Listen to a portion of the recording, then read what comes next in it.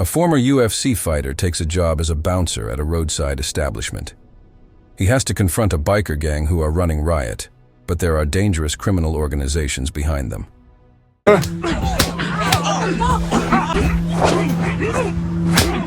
The plot begins with an underground fighting tournament that Tyler Durden loves. Frankie goes there in search of a champion who easily defeats another opponent. The organizers are looking for willing challengers. A man in a hoodie walks into the cage and begins to strip. Upon seeing him, the champion refuses to fight and leaves. The stranger takes the money and leaves, but is stabbed in the parking lot by a disgruntled customer who lost $500.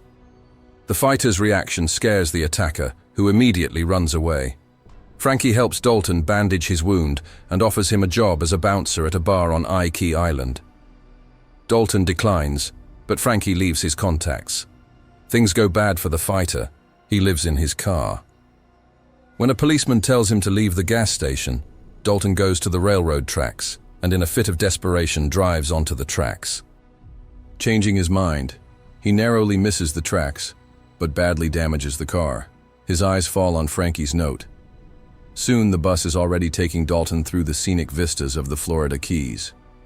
At the final stop, he meets a teenager named Charlie, the daughter of the bookstore owner. They explain how to find Frankie's establishment. At the bar, waiter Billy recognizes Dalton. A guest notices how, as the evening progresses, customers start picking fights to live music behind the fence. Dalton watches Billy break up the fights with the help of his friend Reef. The evening is marred by the arrival of bikers led by Dal, who begin to rampage and break things. Dalton realizes that this is the main problem with the establishment and offers to go outside. There, he first inquires about the location of the nearest hospital and then easily disposes of the 5 bikers. When that doesn't help keep them down, he starts fighting harder, breaking bones and knocking out teeth. He then takes Frankie's car and drives the beaten men to the hospital, explaining to the doctors what injuries who has. The doctors don't appreciate his concern, and Dr. Ellie sarcastically thanks him for the new patients and extra hours. Noticing Dalton's wound, she offers to help. Back at the bar, Dalton gets a paycheck and permission to live on the boat, but Frankie warns about the alligator. The pierkeeper also warns him about the danger of alligators. At night, Dalton has dreams about the past. It turns out he was a UFC fighter and claimed the championship belt. In the morning, he is awakened by a fellow bartender who brings him a home-cooked meal. Over a meal, she tells him that the place used to have frequent changes of bouncers because no one could withstand the pressure of the bikers. Dalton goes to the bookstore and notices that the islanders recognize him. He asks Charlie for internet access to see why the bandits are so interested in the bar. At this time, a neighboring store is attacked by bikers. Charlie comes out with a bat, but they are only chased away by the appearance of Dalton, who silently hints at a possible continuation of the fight. The bikers go to the yacht to see their boss Ben Brandt, who has weaned himself from shaving on his own. He is informed of a new bouncer who is feared for his fighting skills. At the bar, Dalton asks Frankie why everyone knows his name. Rumors are to blame. In the evening, the customers again indulge in their traditional entertainment. The bouncer teaches Billy how to deal with an enemy armed with a knife. However, when he attacks again, Dalton personally breaks his arm to stop threats with a gun. The experienced fighter continues to mentor the waiter, revealing the secrets of a good fight. Later, Dalton hires Reef, who has a passion for boxing. In his spare time, he trains to keep himself in shape. Workdays are filled with live music, alcohol, strange customers, and mild violence. Soon, a biker gang leaves the hospital and begins growling their engines menacingly in the parking lot, not risking getting close lest they get an educational lesson. Dalton is still plagued by nightmares about the UFC. He once slapped the champ during a battle of glances, which wasn't particularly polite. He later paid for it in the octagon. After waking up, Dalton is having breakfast at a cafe and meets Dr. Ellie. She tells us that the locals live by tribalism. Outsiders are disliked and the police ignore much of it. Dalton works diligently, receiving a generous weekly paycheck. One night on his way home, he notices a pickup truck coming straight at him. Dalton manages to jump back, but the driver turns around and tries to finish what he started. Dalton jumps into the back of the truck. The truck crashes through the guardrail and into the ocean. As Dalton flies, he hears that Dell, a biker, is behind the wheel. Later, Dalton finds Dell on a boat with a shotgun. The biker intends to get even with the bouncer. However, he overestimates his chances and goes overboard. Suddenly, an alligator appears and decides to drag the biker away. While the police search for the remains, the bouncer visits Charlie. Leaving the store, Dalton is confronted by a gangster who invites him to get into his car. The boss wants to discuss business. When the bandit pulls out a gun, Dalton breaks his fingers and takes the weapon away. After unloading it, he tells his partner where to find him and goes to work. The thug reports to Ben about the situation. Suddenly, the boss gets a call from his father in prison. To avoid the conversation, he throws the phone into the water. That's when Trapper Knox shows up. Knox receives a call from Brant Sr., asking him to deal with his son's problems. Grabbing a stylish jacket from a clothing salesman and torching his car, Knox heads to Florida. Ellie, having borrowed a boat from a policeman she knows, invites Dalton for a boat trip. Once on the open sea, she slows the boat down, takes chairs with an umbrella, and goes down into the water. It turns out that there is an underwater island to walk on. The girl tries to ask Dalton about the past, but he refuses to talk. While they are resting, Knox comes to Ben's house. In addition to a reprimand from his father, he brings dynamite to deal with the cafe and the bouncer. After dropping Dalton off, Ellie notices the cops detaining him for questioning on the alligator case.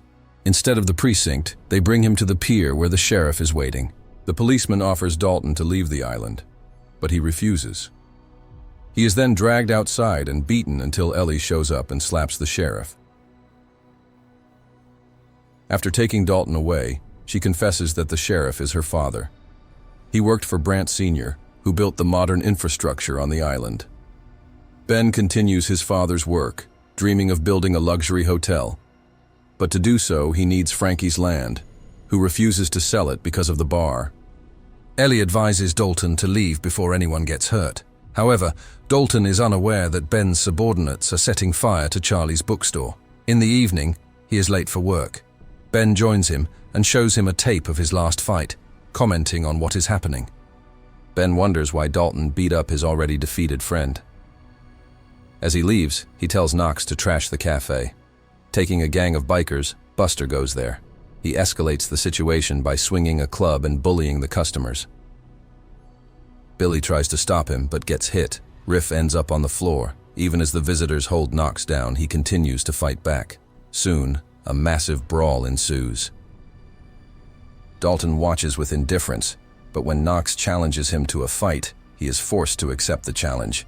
They clash in the center of the gym, where Knox promises to maim Dalton like a child. They throw each other around the bar, breaking bottles. The underlings intervene in the fight, but not for long. They have their own showdown.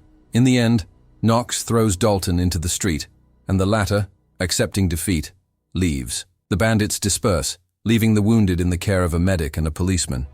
Ben is informed that Knox didn't kill Bouncer, and that the cafe was destroyed by the incorruptible cops. Dalton packs his bags to leave. Frankie convinces Dalton not to leave, accusing him of cowardice. He admits that he was really scared. At the bus stop, he notices a burned-out store. The fire department reports that a girl and her father have been sent to the hospital. It's a direct warning. Dalton heads to Brant's house, where he finds the perpetrator of the arson. The bouncer admits that he was going to leave, but the situation with Charlie made him change his mind. With a blow to the throat, he disarms the perpetrator and pushes him into the pool. As the bandit chokes to death, Dalton admits that he was afraid of what he was capable of if he didn't surrender. After loading the body into the car, he spots another biker who informs him that he's leaving the island and in gratitude reveals all of the boss's secrets. Grabbing Knox's bag of dynamite, Dalton heads for the yacht. He has another nightmare about a lost battle, where he loses his temper in the finale. Throwing himself into the attack, Dalton not only wins, but beats his opponent to death before the referee intervenes. At dawn, he takes the frozen body and goes to the meeting place of cops and drug dealers. After stunning a sheriff's deputy, he takes the suitcase with the money and shoots the body to cover his tracks. Then knocks the cop out with a blow to the head so he won't remember anything. After making an anonymous call about a dead body and a suspicious policeman, Dalton returns to the boat to build a bomb. Suddenly, the sheriff visits him and informs him that everything has been solved. But there is a problem. Ben has kidnapped Ellie.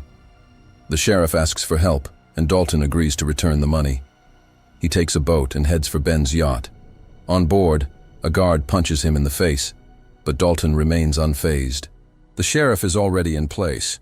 Dalton demands to know where Ellie is, but the bandits claim that first the money, then the girl. Tension builds.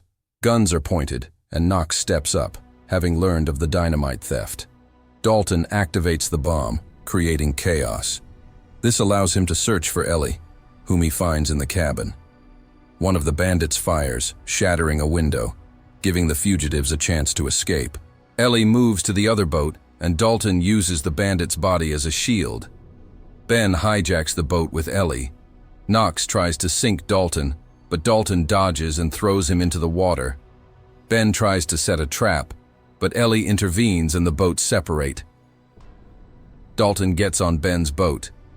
He attacks the ringleader, but the boat rushes to shore and rams the bar. Dalton and Ellie jump into the water and Ben ends up on the roof. Knox slows down a hitchhiker at a bridge abutment. On the shore, Dalton chases Ben, who fires his crossbow but misses. Dalton is ready to beat him up, but suddenly Knox shows up in a pickup truck. Dalton and Knox engage in another fight. Realizing that there will be no easy victory, Dalton takes off his shirt. As they fight, they punch the net and fall to the drums. Knox continues to throw punches. Dalton, realizing his position, uses stealth. He takes Knox for a chokehold, but Knox twists out of it and hurts Dalton with a chip. Ben demands Dalton be killed, and Knox twists his neck. Dalton intercepts Knox's arm and jams the splinter into his body. Deciding that Knox is a vampire, Dalton watches as the wood chips slowly take his life. Ellie and the sheriff show up. Cobb advises Dalton to disappear. Leaving his suitcase of money with the store owner, Dalton waits for the bus while Frankie and his crew fix the bar. Charlie offers to let him stay, but Dalton drives off into the sunset nonetheless. This is where